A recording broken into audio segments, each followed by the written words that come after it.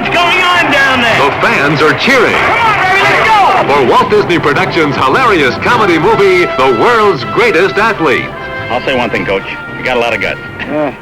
Want to get your hands off there? Help! It's Jan Michael Vincent as Nanu, the jungle phenomenon, I want to take you to America. who becomes a coach's dream overnight. For losers Tim Conway and John Amos, and becomes a hero for co-ed Dale Haddon. Nanu, sure like the way you teach.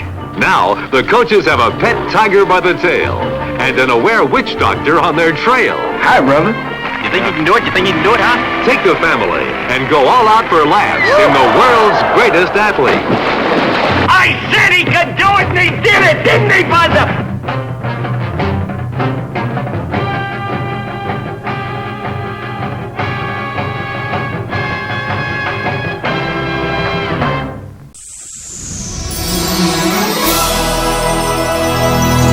Hello, my beautiful people, and welcome back to another episode of the Happiest Cast on Earth, where we review anything and everything that was somehow released by the Walt Disney Corporation.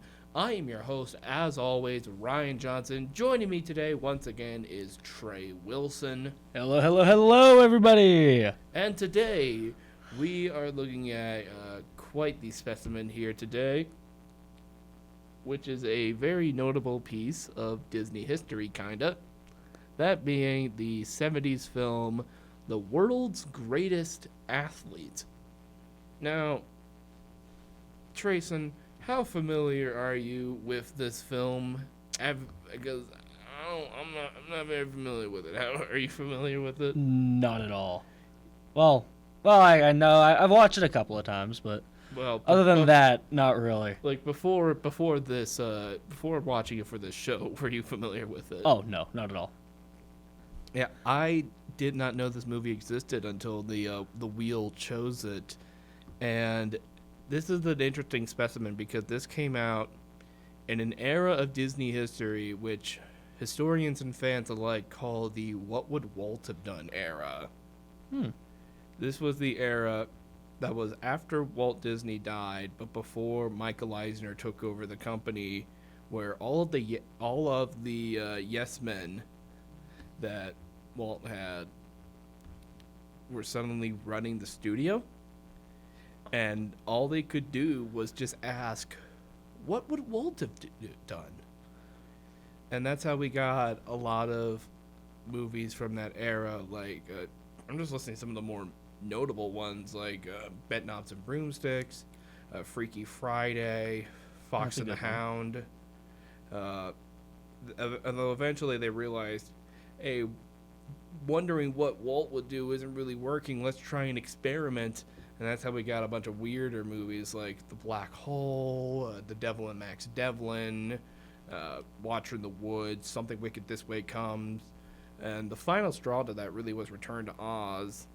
And then by that point, Michale Eisner had taken over, and Touchstone Pictures started making a lot of money for the studio, and eventually their animated movies started making money again. But the point is, between, say, 1968 to about 1984 is what a large portion of like Disney fans and historians call the What Would Walt Have Done era. And this came out right in the middle of that, around 73, 74, or something like that. And the big thing that really just overpopulated this era of Disney was really stupid live-action comedies that nobody liked. Films like The Apple Dumpling Gang, Unidentified Flying Oddball, One of Our Dinosaurs is Missing. Those are all very real movies, by the way. No. I'm not making any of those up. Those are real films. They are on the D23 website. Some of them are on Disney Plus, and you can watch these. They're pretty easily accessible. This film is not on Disney Plus, The World's Greatest Athlete, even though it is one of the more normal titles that they had come up with. Yeah. And this is again another slapstick Disney comedy. Although, to my knowledge, they didn't really release a whole lot of sports movies in that era.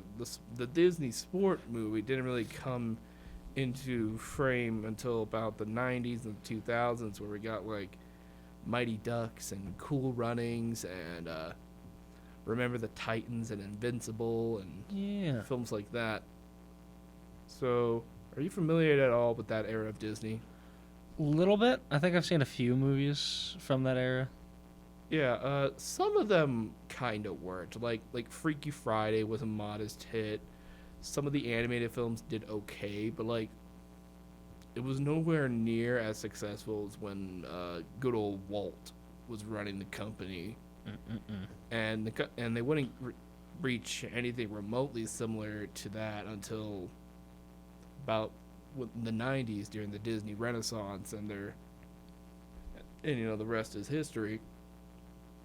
And it's kind of funny because Disney as a company has become very notable for having a really good decade followed by a really bad decade for them. Yeah, I've noticed that in a lot of the Disney movies. Yeah, because like not just like in the quality of their movies, but like how well they're doing financially. Because, after this era came the Disney Renaissance, and that was like a good solid decade of success. Yeah. And then we came the 2000s, good solid decade of not successful, with a few exceptions like the Pixar films and Pirates of the Caribbean. Love the Pirates of the Caribbean. Yeah. But then, we got the 2010s, they own Marvel now. The animated films are back up again. Pixar's still doing good. They're remaking some of their animated movies, and a lot of those are making a lot of money, even if most of them suck. Some Marvel things are quite questionable. Yeah, and that was a really good decade, and now we're in the 2020s where sometimes they release a really good movie that makes a lot of money. Other times they release a really bad movie that makes a lot of money. Sometimes they release a really bad movie that doesn't make a lot of money, and sometimes they release a really good movie that doesn't make a lot of money. Yeah. So, to find examples for all the four that I just listed, like Inside Out 2, Lilo and Stitch, Snow White, and Elio are like perfect examples of those. Yeah. And I'm not even including anything that's released by Fox or on Disney Plus, but all of this essentially has nothing to do with the movie that we're talking about, The World's Greatest Athlete, which just goes to show just how much this movie matters in the grand scheme of things. Which I guess we're just putting off everything about this film. With all that being said, we will be right back with our thoughts on The World's Greatest Athlete. Are you stressed out, down in the dumps, or even just overwhelmed with your classwork? The Counseling Center here at Concord can help. Absolutely free for any Concord student, the Counseling Center can give you what you need to take charge of your mental health. For more information, you can find the Counseling Center through the Student Life page at concord.edu or just on the third floor of the Student Center any weekday from 8 to 4. You don't have to fight your battles alone. Schedule your first session today and live a happier, healthier life tomorrow. Have you been feeling sad, lonely, or overly stressed out lately? As students with extremely busy lives, it's easy to fall to the everyday grind and find ourselves feeling down. But wait, there's a fix to that. Concord offers free one-on-one counseling to all part-time and full-time students. Counseling is completely confidential, completely voluntary, and completely helpful. To make an appointment with a licensed counselor, just log on to concordcounselingcenter.youcanbook.me and schedule a time that is convenient for you. The Counseling Center is located at the Athens campus on the third floor of the Student Center in rooms 321 through 325. If you don't feel your best, you can't do your best. So start by making an appointment today to start feeling like the best you possible. This has been a public service announcement brought to you by WVCU. And now, our feature presentation. Alrighty, ladies and gents, welcome back to the show.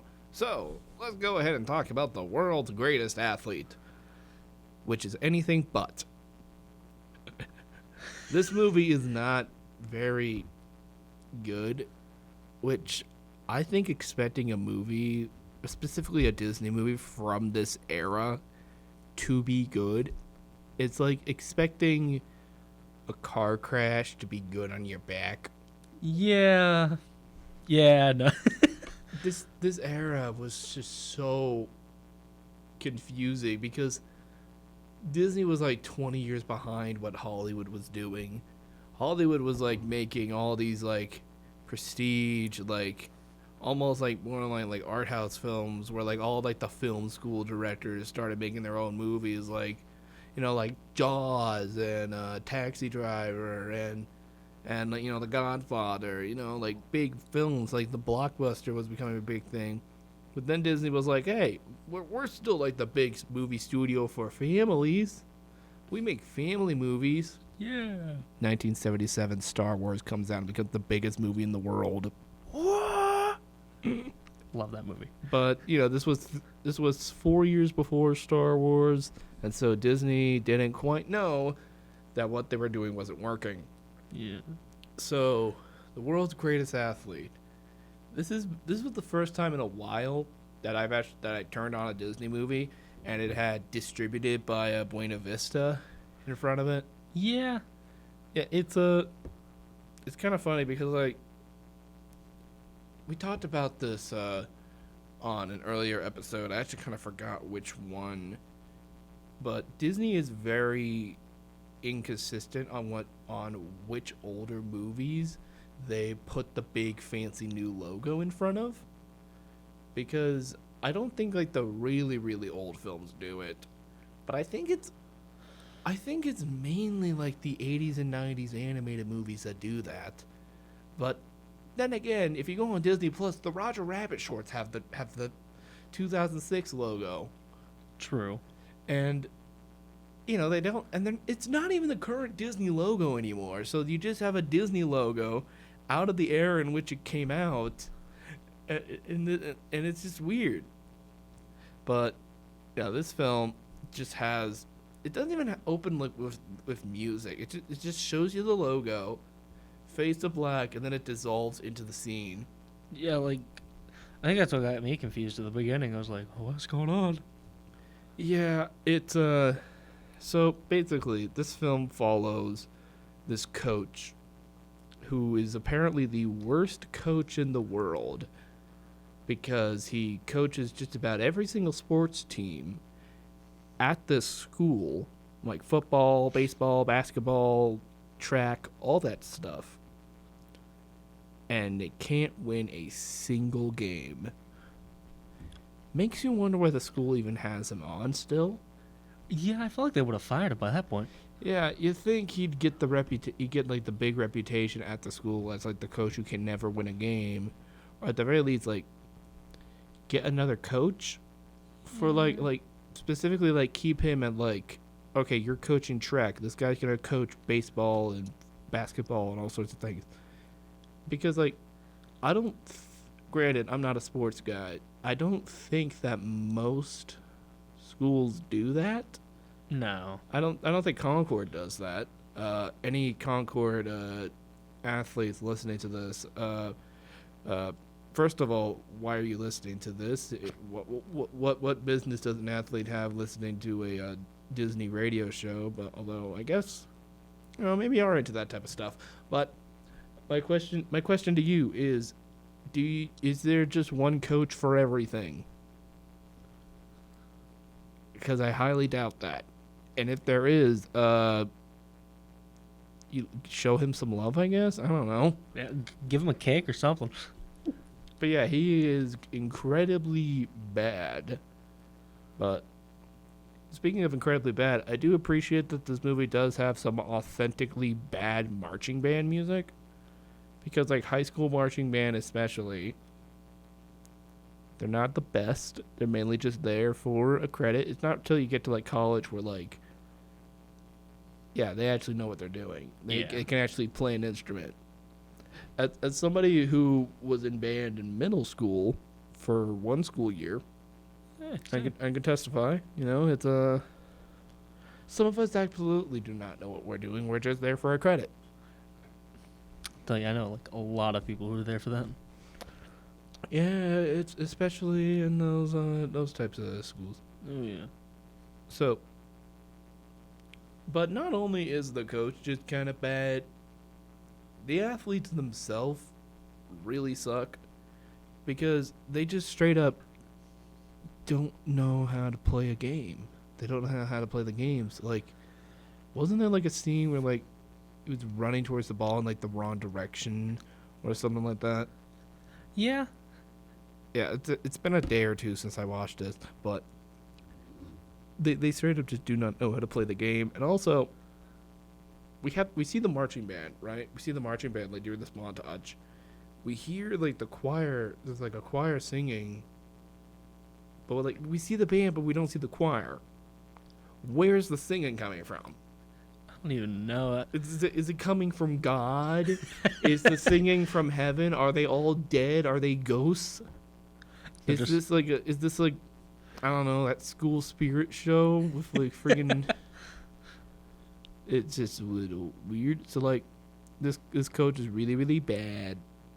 And so he's like, you know what? I'm gonna get away. I'm gonna get away from this. He takes his little sidekick who's basically a bootleg bootleg Dan Aykroyd. I know he's like a very well-respected comic, but like oh god, he was so annoying in this movie. Every time he tried being funny, I'm just like, shut up, shut up, shut up. You're not funny. You're doing the same bit for like the 7th time. I quite literally did that scene from Iron Lung. I don't know if you've seen that movie. Yeah. Were you just punching the screen because it just kept doing it? I threw my phone across the screen. Oh man. And that's another big issue I have with this movie. Like, one of my biggest pet peeves with it is that this movie will tell a joke and then tell the same joke multiple times in a row.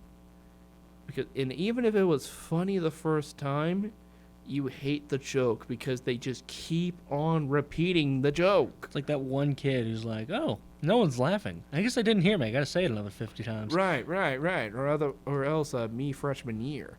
But anyways, a great example of this. I have 2 examples of this. One is they're both a little later. One, first of all, they go to Africa to like work to get away from it all.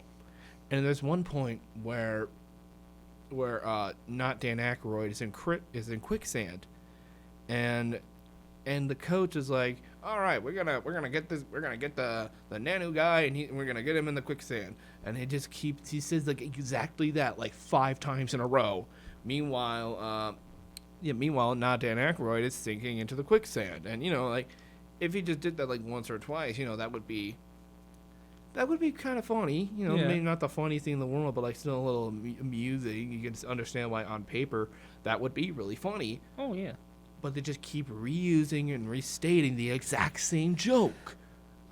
And it's again done much later and towards the end, like during the big game where the sportscaster just keeps interrupting the other guy. I feel like with that in particular, it would have been better if they just did like the rule of thirds. But they do the joke like 7 times. Literally. Like every time they cut back to like the booth, you know exactly what's going to happen, and they do it every single time they cut back to the booth. And they cut back to the booth like a lot during the climax. Yeah. So a lot more than I expected, honestly, for that. yeah, like we don't always need to like see that, especially when it's literally just commentary, and a lot of the times you kind of add commentary when it's not immediately clear what's going on. Although with this film's subpar visual effects, you might have to accommodate for that. Yeah. So Just a little bit. So while they are in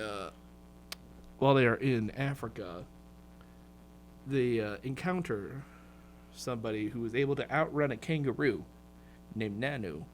And we can tell he can outrun a kangaroo because we see this we see him running in front of a blue screen with a kangaroo. So that's how you know he can do it. And so apparently, like, Nanu, he was apparently his parents like died while they were like on a trip here in Africa, and this witch doctor took him in, and he was essentially raised in the jungle. So he's Tarzan, basically. Tarzan, if he was raised by humans but still in the jungle. Yeah.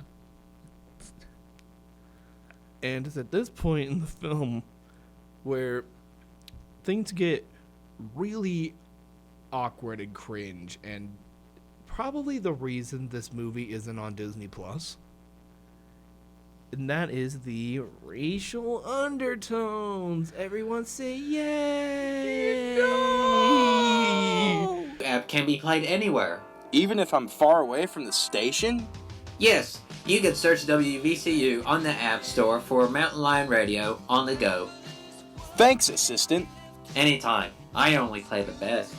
It's racial undertones time, boys and girls. It's a crazy entrance to this. So, basically, this is set in Africa, and is the man takes an African guy and brings him back to his own country. Now, granted, the man from America is a black man, and the man from Africa is a white guy. But what if the races were swapped? Then this would not be a comedy. No. This would be a very serious story. And I can guarantee you that Nanu would be the main character. Oh, yeah, for a fact. I feel like that's my biggest problem with this, is that, yeah, I feel like Nanu should have been the main character, because Nanu is just being taken advantage of throughout this entire film. For a fact. Yeah, and because like once the coach sees that exactly how fast Nanu is, all he wants to do is just get him to the States so he can be on his team, because he's a terrible coach. And eventually he figures out that the only way Nanu could ever go back with him is if Nanu saves his life, because that's like, I guess that's like the rule of the jungle or whatever, or like African law. And I also, speaking of African law, I also just want to briefly touch upon how like the other Africans are portrayed. I don't feel like I'm the best one to qualify if this is to like say if this is racist or not. So any actual Africans that are listening to this, please inform me. But part of me was like, this feels like a very big, like, this feels like a very stereotypical, right? Oh yeah, no, I was getting so many hints of that. Right. Although, maybe I'm wrong. I mean, white people were wrong about Speedy Gonzalez. Maybe, but true. I highly doubt it in this scenario. It does feel like it almost feels borderline the natives in Peter Pan almost. Oh no. They're not, but it's not quite there, because at least they actually had actual Africans in this, which Disney 20 years ago, like 20 years prior, most likely would not have done that. Definitely not. Or maybe they tried being authentic as possible, but it was still really like the way they went about it, just like bad execution. I'm sure they had good intentions, but like didn't really work out the best, and that's probably the reason it's not on Disney Plus. Probably.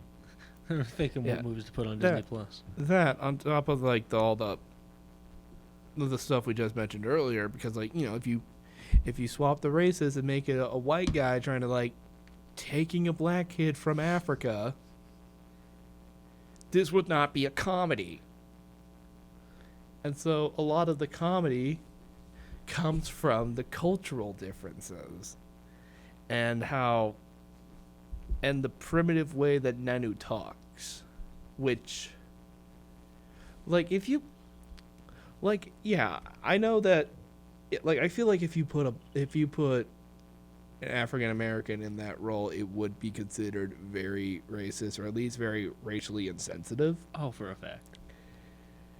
But and that's probably why they casted a black man as the lead. So like Disney could be like, see, we're not being racist. Please actually watch our movie. It's like no, I'm not. I have these certain friends. Oh, it's like that. It's terrible to say, but it is. Oh. Disney pulled one of those moves. But yeah, because as we all know, Disney has never ever had a history of unintentional racism. Never whatsoever have they ever done that. What do you mean? What do you mean? What's Brer Rabbit? What song is that? Oh, that thing that has the water right? No, that's Princess and the Frog. What are you talking about? No, what are you seeing on all those old VHS tapes you have? Oh, wait, I don't recognize that bear in the background of Roger Rabbit. That's just Baloo in a hat. So I think I speak for everybody that I think that let's go ahead and talk about something else. Yeah. Yeah. I'd agree. So there's a tiger in this movie. Tiger. Yeah, there's a tiger. He brings his pet tiger with him to the States after he's forced to follow this man. The tiger. A lot of the comedy comes from him having a tiger. Good bit. This movie also makes fun of blind people. Yeah, I don't know how I felt about that one. Yeah, their landlord is visually impaired and mistakes the tiger for a human being, even though the tiger makes growling noises. I understand being visually impaired and maybe mistakes that it looks like a human, but I feel like she could feel it and hear the roars and be able to understand, hey, this is a tiger. Yeah. Why is there a tiger in here? I don't even allow dogs. I don't even allow normal cats, let alone a tiger. And so let's talk about the fact that there are working voodoo dolls in this movie too. Nanu makes a voodoo doll of not Dan Aykroyd, and it works, which actual quote voodoo magic, not my words, the movie's words, exists in the universe of this film, which that'll be the last thing I say on that, because I don't want to get in trouble.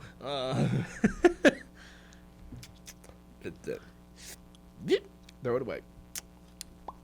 Although I will say, this is actually a perfect segue to talk about the special effects on this film, which is about what you'd expect from a 70s Disney movie.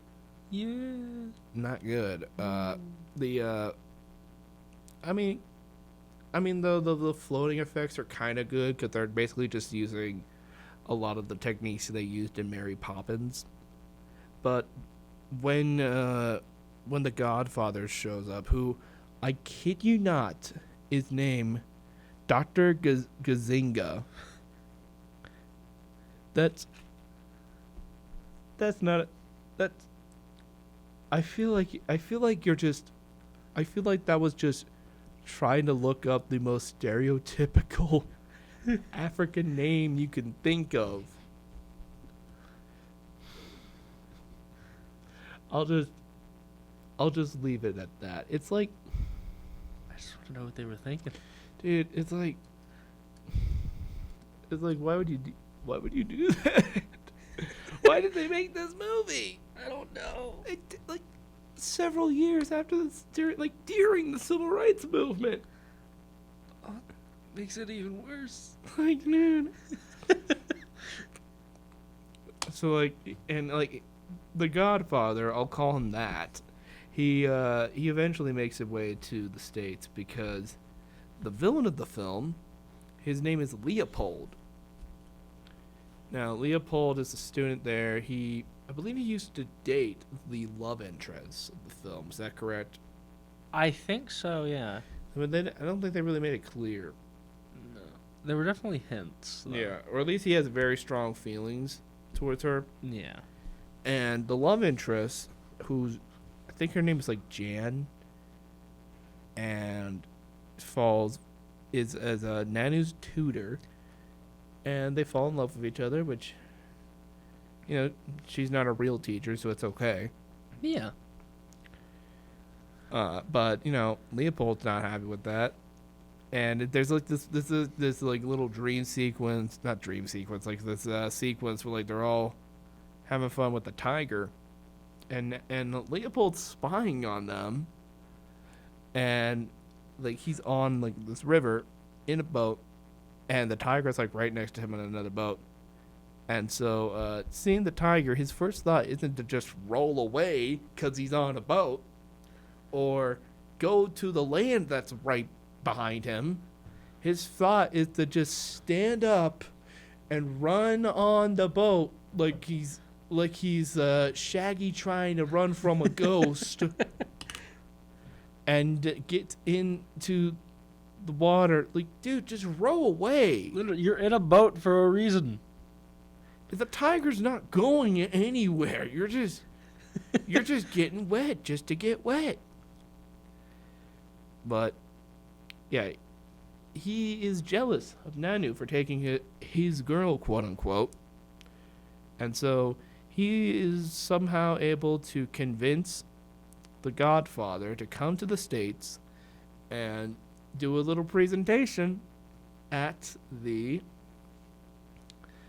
university he goes to, where there's a whole bunch of alums and other doctors in there. And there's this one deaf guy who they think the Godfather thinks that he can't walk, and so he puts a little spell on him and be like, "There, you can walk now." And everyone's like, "He could always walk. He was just deaf." Yeah. Now this joke would have worked because like he's still deaf at the end of it, but he followed the instructions. How did he hear the instructions if he was deaf? I don't even know. Did the magic cure his deafness like temporarily? Or like did it do anything at all?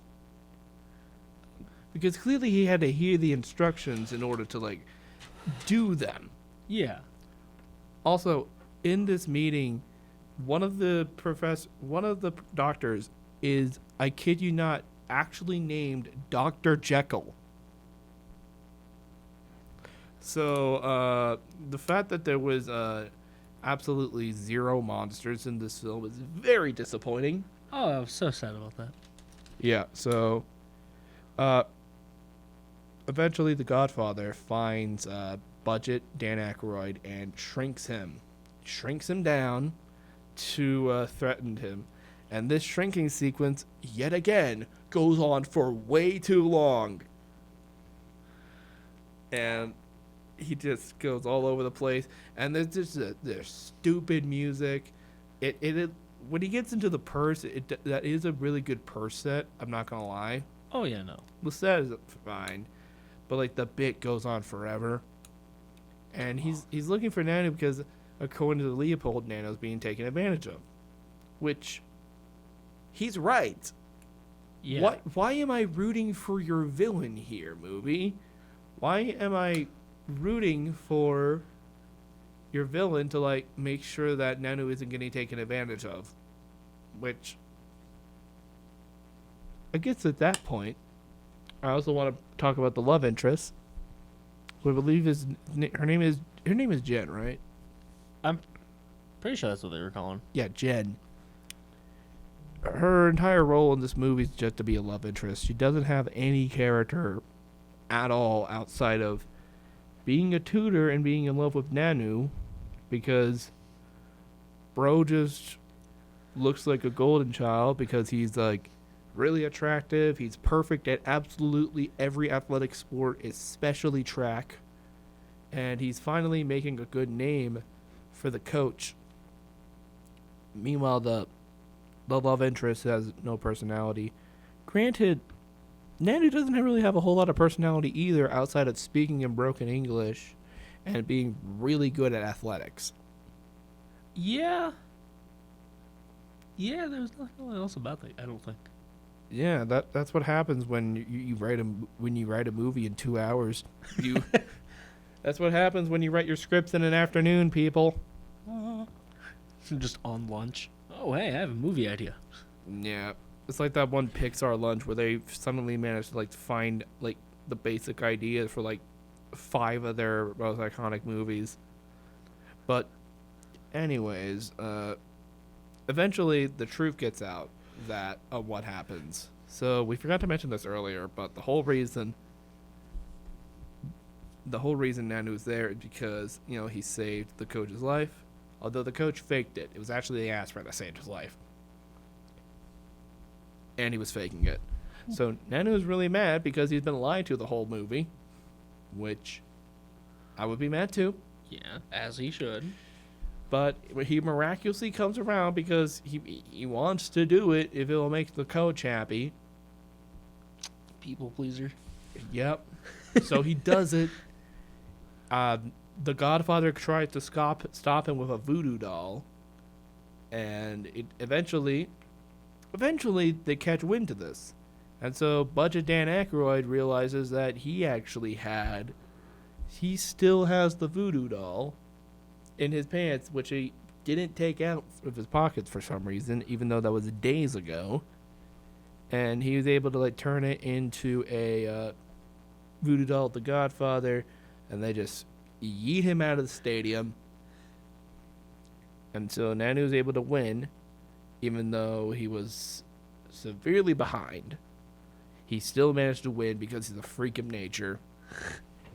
And Leopold gets his comeuppance because even though he was doing it for the wrong reason, he was still trying to do a good thing because this coach is awful. No, awful.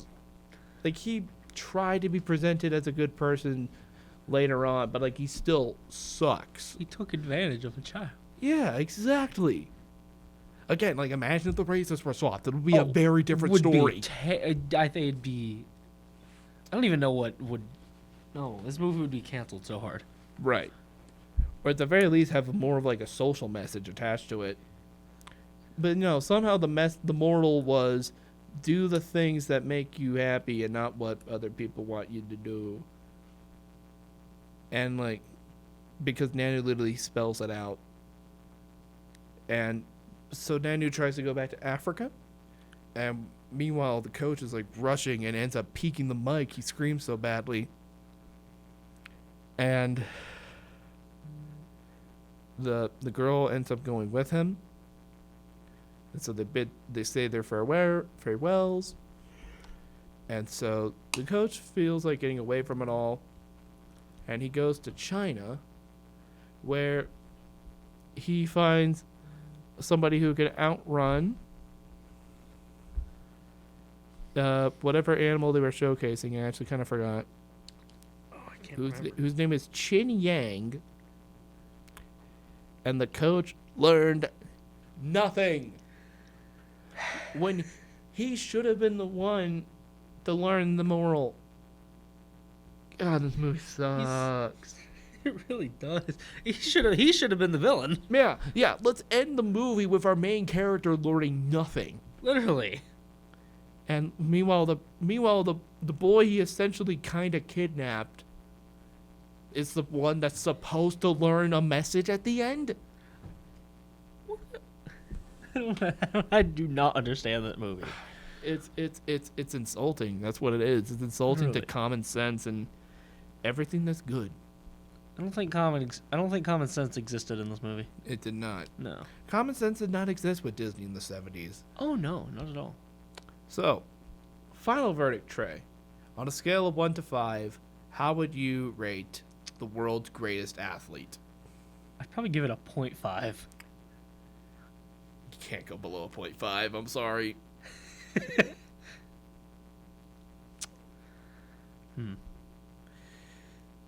So I'd say about a 1. You know what? After my letterbox says 2, but I think after talking about this and like getting it out, I'm probably gonna have to go a 1. This movie was awful. Oh, yeah, I was originally thinking like, okay, this movie's like a 1. But sitting here talking about it, it gets worse and worse and worse. I have to go with a 0.5.